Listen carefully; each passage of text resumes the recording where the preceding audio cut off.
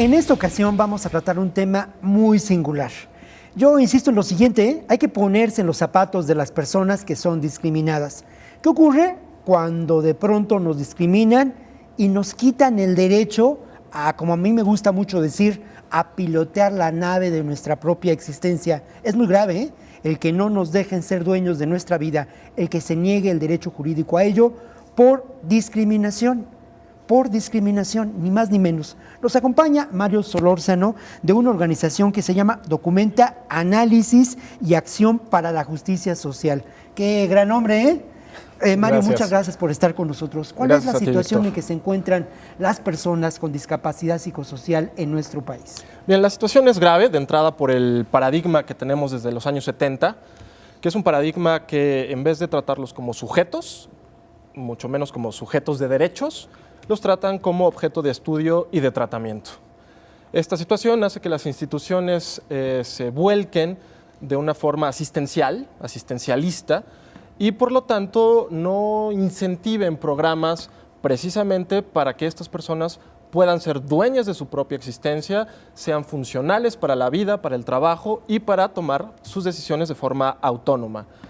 Esto último es el nuevo paradigma que viene a darnos la Convención de Naciones Unidas sobre los derechos de las personas con discapacidad. En principio y fundamentalmente busca cambiar el paradigma asistencialista hacia uno de integración plena y autónoma a la comunidad. Y hay que crear comunidad, creo que en México eso es lo que más falta hace. Y bueno, ahora vamos a conocer a Ricardo Aldair. Ricardo es uno de mis personajes favoritos a lo largo, bueno, que presentamos a lo largo de esta serie. Y lo es porque Ricardo reclama el derecho a ser piloto de su propia existencia. Vamos a ver la primera parte de nuestro reportaje. Claro que sí. ¿Qué culpa tiene esta cabeza de ser yo mismo y cabeza?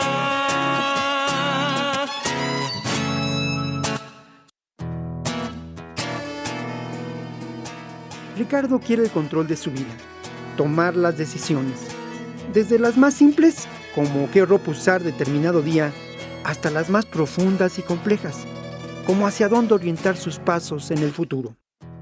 La demanda de amparo que ha interpuesto para quitarse de encima el tutelaje de sus padres es histórica, un acto en contra de lo que bien puede ser considerado una sutil forma de discriminación institucional. Yo tengo la capacidad de tomar mis propias decisiones y pues decidir libremente qué hacer y con quién vivir y qué decidir de mi vida. Y pues para tener a todos los derechos como cualquier ciudadano. Ricardo es una persona que vive con discapacidad intelectual. Su padecimiento no limita el que en el futuro pueda decidir la propia ruta de su existencia. En suma, ¿qué hacer y cómo hacerlo para tratar de ser feliz? Que ellas nos empezaron a hablar acerca de pues las defensas hacia las personas con discapacidad, y en la que ahí incluyeron lo que era la Convención de los Derechos de las Personas con Discapacidad, en la que pues venían varios artículos, entre ellos pues principalmente el artículo 12, que es derecho a reconocimiento ante la ley, que es el que estamos tocando ahorita en este momento. Esta historia comienza hace algunos años, con las luces rojas de la alarma. El juicio de interdicción era necesario para salvaguardar a quienes vivían con alguna discapacidad intelectual o psicosocial. Mira, el juicio de interdicción, en palabras muy sencillas, muy concretas, es una forma que el gobierno ha tenido para poder de alguna manera proteger a las personas que por algún motivo juzga el gobierno o considera que no tienen una capacidad para poder ejercer justo su capacidad jurídica. Cuando tú tienes un sistema de apoyos que permite la comprensión de lo que está sucediendo en la vida de una persona, garantizas que la toma de decisiones la vas a hacer con plena conciencia. Pues se dio cuenta mi hijo, ¿no?, de que podía existir la posibilidad de amparo, ¿sí? Entonces, quitarse esas limitaciones que lo estaban dando en su vida, ¿no? Por ejemplo, él quiere manejar y muchas veces los abogados ni siquiera te saben informar. No hay un lugar en los padres donde encontremos a qué sí tiene el derecho y a qué no.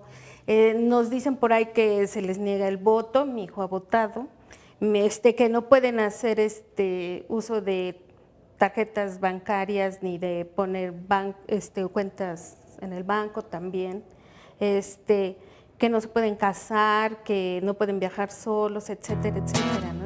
Ricardo lo supo. La Convención de las Naciones Unidas sobre los Derechos de las Personas con Discapacidad establece en su artículo 19 la garantía de que todas las personas vivan en comunidad. Para ello, es determinante que tomen los controles y sean pilotos de la nave de su propia vida. La demanda de amparo frente al juicio de interdicción interpuesta por Ricardo propone el pleno reconocimiento de sus derechos jurídicos. Pero es un caso que también tiene relevancia para toda la comunidad de personas con discapacidad intelectual. Y tiene relevancia para todas las personas de este grupo, porque es la primera vez que se va a plantear si se están vulnerando sus derechos o no. Por primera vez nos vamos a plantear si la forma en la que como comunidad los hemos tratado está bien o es siquiera válida. Abusos, distintas formas de sujeción y dependencia se han justificado bajo la tutela impuesta a las personas que viven con una discapacidad intelectual. La respuesta ha sido muy diversa. Realmente hay diversos actores en el Poder Judicial que se muestran renuentes al cambio, renuentes a hacer valer los derechos humanos. Y por otro lado también hay juristas, hay magistrados que son la punta de lanza y quieren hacer todos los cambios, nada más están esperando que les llevemos los asuntos, que les propongamos cosas y asuntos nuevos. Por ejemplo, tuvimos una muy mala experiencia desde que presentamos la demanda de amparo con un juez de distrito que lo primero que dijo fue: si Ricardo no tiene capacidad de ejercicio, no tiene capacidad para actuar en sociedad, ¿cómo él mismo va a presentar una demanda de amparo en derecho propio?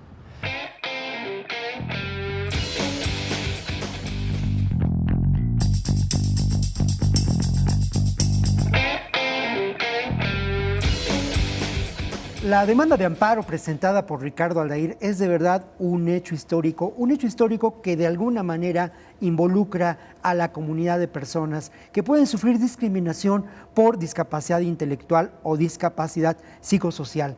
Mario Solórzano, ¿qué opinas? ¿Qué opinas de Ricardo como persona, como personaje de esta historia? Sí, bien, en principio es un gran trabajo el reportaje. Me parece que la situación de Ricardo, que se convierte en un caso paradigmático ejemplar, en tanto que, y ojalá tenga resultados favorables, puede incidir en generar criterios judiciales de modo tal que se apliquen a todas las personas que se pudieran encontrar en esta situación.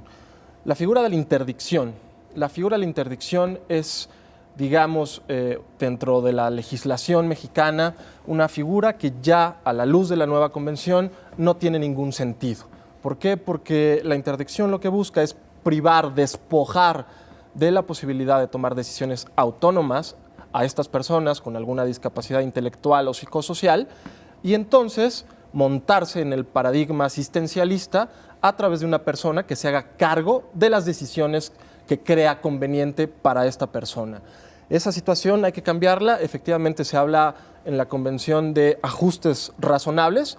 Esto no solo a nivel de infraestructura y política pública, sino también a nivel de programas al interior de la judicatura. El acceso a la justicia es importantísimo y eso es uno de los primeros obstáculos a los que se enfrentan estas personas. No pueden acudir a reclamar, a exigir sus derechos de forma autónoma. Tienen que ser siempre a través de alguien. Y estos ajustes razonables efectivamente también son para generar una serie de apoyos, estos apoyos no para conducir por el otro su vida, sino para que éste pueda hacerlo por sí mismo. Y entonces, una vez siendo capacitado para la vida, para la toma de decisiones de forma autónoma, se puede esta persona conducir perfectamente en sociedad. Y el otro integrante importante que maneja el caso es la integración a la comunidad. El primero es vivir de forma autónoma e independiente. El segundo es integración a la comunidad. ¿Qué están haciendo las autoridades? ¿Qué estamos haciendo la sociedad civil para recoger a estas personas como miembros igual que nosotros, de nuestra comunidad. Vamos a seguir adelante en este programa documentando esta realidad, cómo estas personas son convertidas en objeto y no son reconocidas como sujetos de del derecho sobre su propia vida. Vamos a seguir adelante aquí en Nosotros los Otros.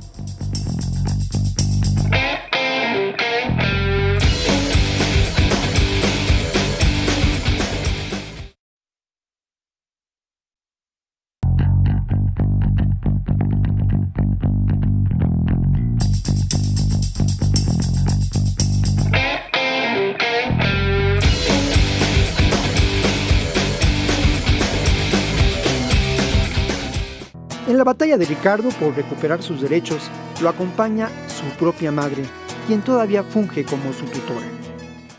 Accedimos a acompañarlo y estamos en ese proceso para beneficiarse él mismo y todos los demás chicos que vengan detrás de él, ¿no?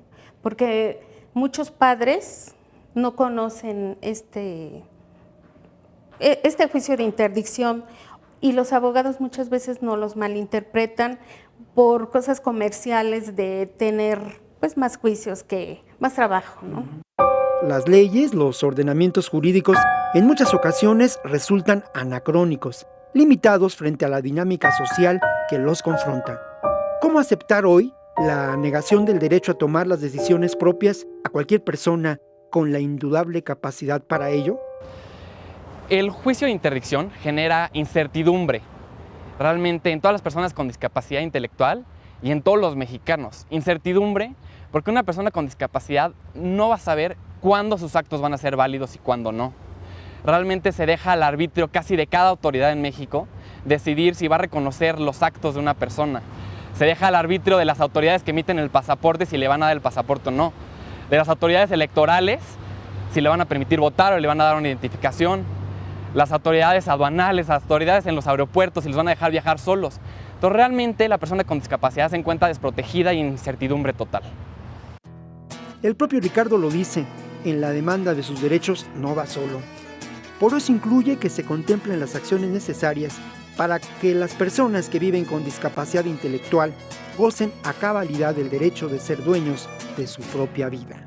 O sea, creen que no sabemos, que somos mensos, tontos, y no, la verdad, pues algunos tenemos las capacidades como para tomar nuestras propias decisiones y ser independientes y vivir libremente. Más allá del desconcierto de los jueces, de las limitaciones de un sistema jurídico anacrónico, está el derecho de quien reclama su dignidad.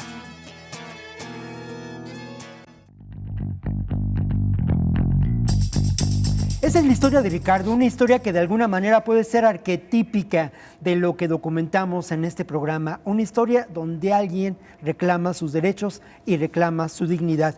Y a propósito de ello, vamos a hablar ahora de una realidad brutal, terrible, la realidad de las personas con discapacidad psicosocial en México. Mario ha conocido esta realidad, Mario ha visitado muchos lugares y Mario, yo te quiero preguntar de verdad, ¿te has asomado al infierno? ¿Qué es lo que has visto en esos infiernos? Sí, gracias, Víctor. Te puedo decir de entrada que yo lo sufrí en carne propia. Yo fui internado 3 días al Fray Bernardino y sufrí, me amarraron de pies, manos, tobillos, cintura, toda una noche. Y eso es lo menos que pasa en estos lugares. Los hospitales psiquiátricos deben desaparecer, no tienen sentido. Los hospitales psiquiátricos a nivel federal, a nivel estatal, en los municipios, acusan muchísimas carencias. Carencias no de tipo económico necesariamente, sino de visión, ¿verdad? De pensar que las personas que acuden a estos centros son personas que necesitan, como un dentista, en este caso, atención integral. Y lo que sucede es que si por un lado hay sujeciones físicas y están prohibidas, están consideradas como tortura a nivel internacional, a lo que recurren entonces son a las sujeciones químicas, es decir, los empastillan y de esa forma les mantienen controlados, controlan su comportamiento médicamente. Sin embargo, dejan de lado todo el aspecto de rehabilitación psicosocial, de terapias psicológicas individualizadas, ¿verdad? Porque otro de los grandes problemas a los que se enfrenta esta población es al estigma. Y como tal, son un grupo, son una etiqueta, son los loquitos, ¿verdad? El loquito de la cuadra, el loquito del barrio. Y por tanto, así se les ven como personas que necesitan ayuda, un apapacho o al menos verlos con compasión, ¿verdad? Con piedad. Pero empezamos desde la familia no sabe qué hacer con su familiar. Las instituciones no educan a la familia para poderse hacer cargo de su familiar al grado de después dejarlo en libertad y poder él mismo tomar sus decisiones y conducir su vida de forma independiente. Y si desde la familia encuentran discriminación, pues bueno, la sociedad y el Estado no tienen motivación alguna para tratarlos de forma diferente. Claro, así es, Mario. Resulta que Disability Rights, junto con la Comisión Mexicana de Derechos Humanos, tú lo sabes muy bien, elaboraron un informe muy fuerte en relación a la realidad en que se encuentran las personas en los llamados hospitales psiquiátricos, en estos centros de asistencia. Lo que vamos a presentarles son imágenes muy fuertes, ¿eh? Sí. Pero si usted siente pena, dolor, si le incomodan estas imágenes, imagine usted lo que viven estas personas. Vamos a ver este material que tiene que ver mucho con el informe y que de alguna manera viene del informe presentado por Disability Rights y la Comisión Mexicana de Derechos Humanos. Una investigación muy importante que de alguna manera pone el dedo en la llaga en relación a esta realidad.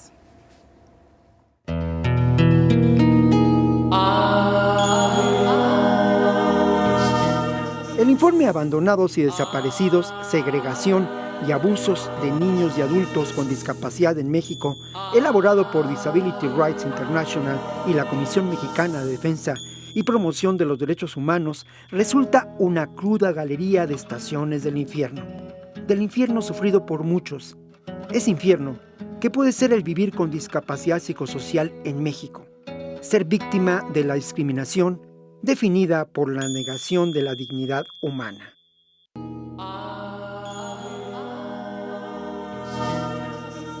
La segunda estación en ese viaje emprendido al infierno de muchas de las instituciones para la atención de las personas que viven con discapacidad psicosocial en nuestro país es la del abandono.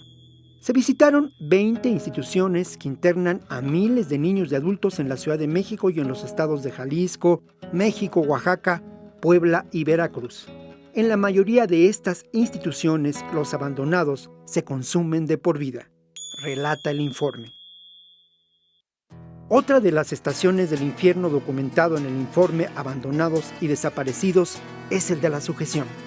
Observamos individuos que eran dejados permanentemente atados en el Hospital Psiquiátrico Samuel Ramírez Moreno, Hospital Psiquiátrico Nieto y en el Centro de Atención Integral de Salud Mental de Estancia Prolongada en Guadalajara. En la Casa Hogar para Niños en Oaxaca, observamos una niña atada con las mangas de su camisa, por lo que no podía usar sus propias manos. La más cruel de las estaciones del infierno recorrido por los investigadores de Disability Rights y la Comisión Mexicana de Defensa y Promoción de los Derechos Humanos fue el de la psicocirugía. El informe Abandonados y Desaparecidos concluye de forma contundente al afirmar: el artículo 19 de la Convención de las Naciones Unidas sobre los Derechos de Personas con Discapacidad establece la obligación de todos los gobiernos de alejarse de las instituciones para garantizarle a toda persona con discapacidad una oportunidad de vivir en comunidad. Nuestra investigación halló que México está avanzando en la dirección opuesta.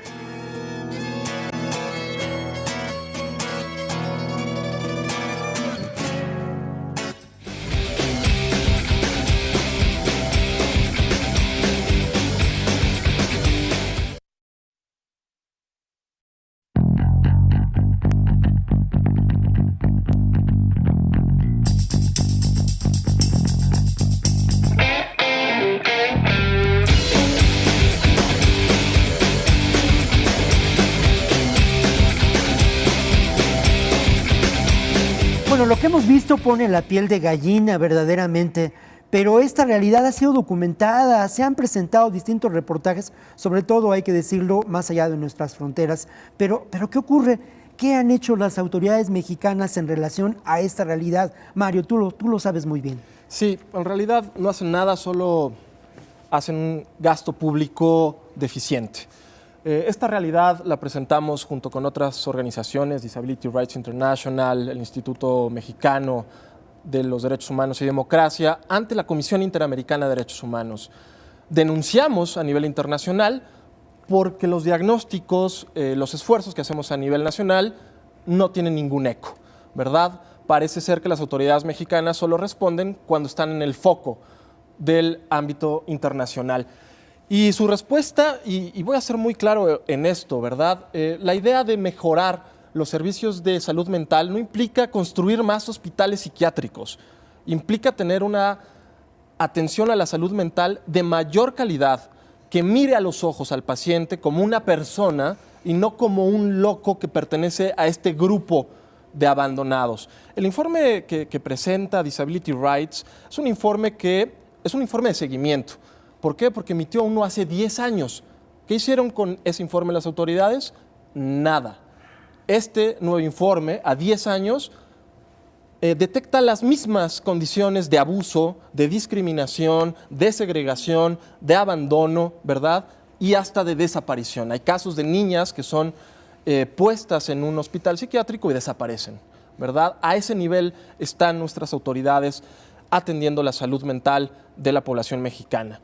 Entonces, ¿qué hay que hacer, verdad? Las autoridades necesitan hacer un gasto programático desde la propia presupuestación del gasto en salud. Debe haber un apartado muy importante en salud mental y que verdaderamente refleje programas terapéuticos, no de control social, ¿verdad? Si tú te fijas, los hospitales psiquiátricos, los centros de integración social, están a las afueras de las ciudades. ¿Por qué? Porque los queremos invisibilizar, no queremos que se vea en nuestra ciudad esa gente que, por tanto que son abandonadas, incluso llegan a vivir en la calle y tienen pues unas condiciones de vida infrahumanas, que lo mismo les pasa adentro de los psiquiátricos. Habría que ver cómo son las condiciones de los centros de atención e integración social del gobierno del Distrito Federal. Hay que poner ojo, la sociedad tiene mucho que hacer ahí y la autoridad, ¿verdad? La respuesta que nos dio el director de salud mental a nivel federal en la audiencia en la Comisión Interamericana fue: no tengo dinero, y los sindicatos se oponen a que haya la transformación en la forma de atender a la población que requiere servicios de salud mental. Fundamental reconocer que estas personas son parte de nosotros, de alguna manera nos identificamos con ellas, de alguna manera las entendemos, las comprendemos, porque nos reconocemos en ese espejo. Mario, te voy a invitar ahora a una singular mesa de trabajo que realizamos con el grupo de Chucán. Chucán es una organización que lleva un nombre poético en maya, que quiere decir el lugar en que se vive con dignidad. Vamos a ver esta mesa de trabajo que realizamos con los integrantes de Chucán.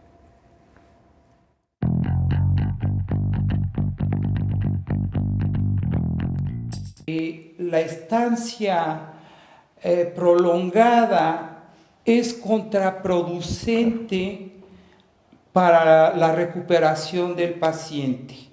Es muy importante que se sepa y que se haga algo por estas personas, que en muchos casos con la debida atención pueden ser personas que pueden estar funcionando muy bien en la sociedad. La gente cree que somos peligrosos, que no podemos trabajar. Demostrar que somos capaces de ser como cualquier otra persona. Y esto es lo que muchas veces la discriminación, tanto laboral como familiar, nos afecta, porque a veces la falta del conocimiento cuál es lo que verdaderamente significa el tener esta discapacidad.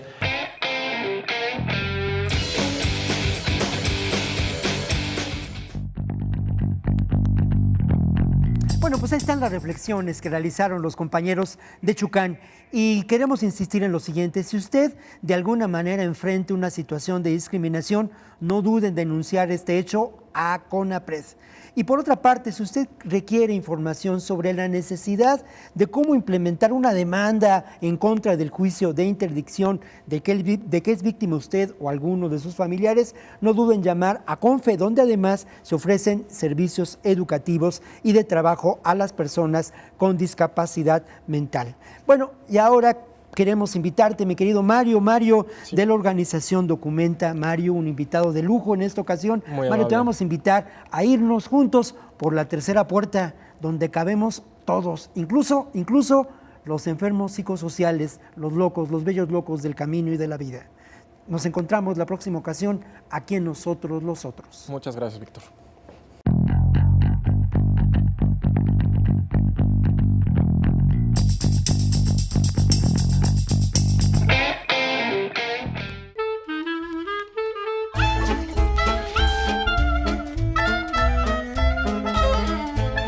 La mayoría de los criminales guarda trofeos de sus víctimas. Yo no. Sencillamente no me gusta dañar. Que yo sepa, no hago ningún mal, aunque todos digan lo contrario. Debajo de este atuendo se encuentra el ser más apacible que haya pisado este mundo. Pero no. Si el status quo de este mundo dice que es imposible, entonces no. Nuestras derrotas no demuestran nada. La incomodidad de los que están a salvo es grande. ¿Por qué se quejan ustedes?, les preguntan. ¿No han combatido la injusticia? Ahora ella los derrotó. No protesten. El que lucha debe saber perder. El que busca pelea se expone al peligro. El que enseña violencia no debe culpar a la violencia. ¿Acaso somos vuestros enemigos los que somos enemigos de la injusticia? Cuando los que luchan contra la injusticia están vencidos. No por eso tiene razón la injusticia. Nuestras derrotas lo único que demuestran es que somos pocos los que luchamos contra la infamia, y de los espectadores esperamos que al menos se sientan avergonzados.